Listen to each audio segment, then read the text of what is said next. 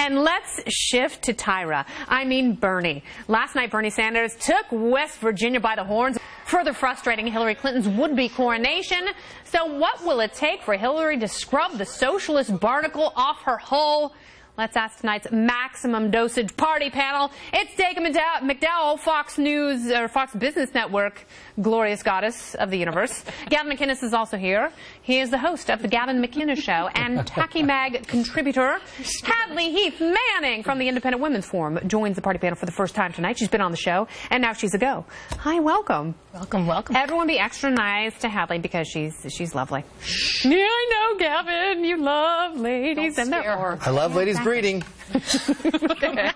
So let's talk about Bernie a little bit. I will start with you.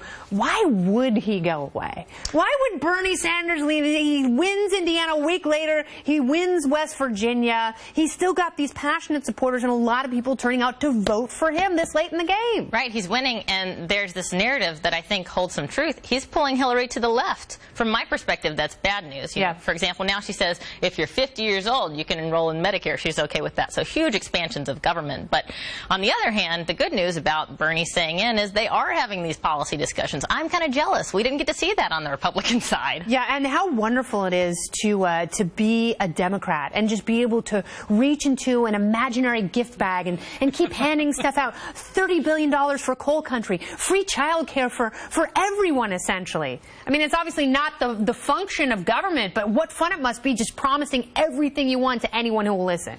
Especially when math is dead. Yeah. Math is dead in high school. Thanks, so Common 19 Core. trillion is 19 billion is 9 billion.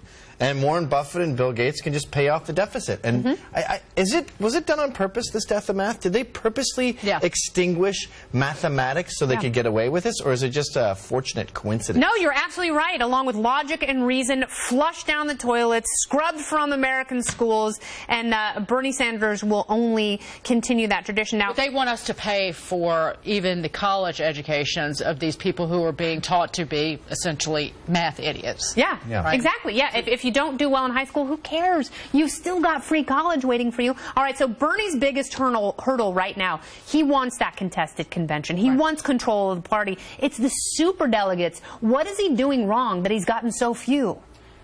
Because he's older. I mean, because I think that, well, because again, this mainstream Democrat doesn't see him as presidential, right? Yeah. I mean, I don't know what they're seeing. Maybe they're seeing this is Jim Morrison, who's been in hibernation for the last 30-some-odd years, right? Wow. Or how long's Jim been dead? He's 45. Not dead. Right. So he's not dead, but he 1971 he died. It's been 45 years. This is somebody who's been on a stage at some point in their lifetime or a previous lifetime and had young women screaming at them because he clearly loves it. He does. Clearly won't give it up. No.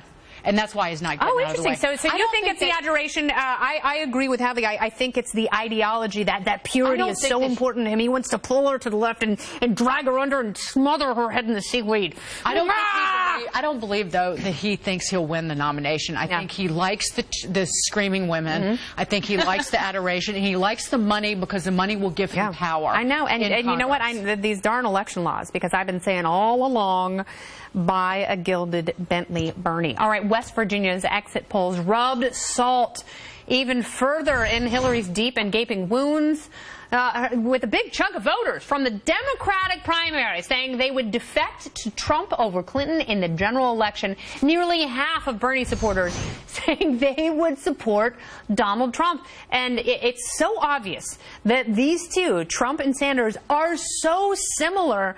Why wouldn't people who are being promised some sort of optimism switch from Bernie, who's saying you've been given the shaft, to Trump, who's saying I will make things magically appear, like cold drops? Well, they're both saying you've been given the shaft in a way. And I think at this point in the game, we don't believe anything they say, so we go by vibes. Yeah. And if you have an honest vibe, we like you. And I think even conservatives like Bernie, because he goes, I'm a socialist, I'm a nightmare, I want to take all your money. And you go, it's like Malcolm X said, I like Southern racists because at least they're open about being racist. Yeah, at least you know where you stand. Yeah. That's what I've always said about difficult people. You know where you stand. The moody people are fantastic because you always know what you're getting. I don't like secret secrets. Well, I've said that, like, I'm not going to stab you in the back, I'll cut you in the neck. You'll see me coming. Exactly. So, and that is also what I love about you. Very quickly, Hillary Clinton's line about putting coal miners and coal companies out of business, was that worse than Ted Cruz's New York values? No, I don't think either one of them are really going to matter in the long run. People know how they feel about these candidates, and on the Democratic side, it's a binary choice. So it's hard to say how many people are really jumping on board with the Sanders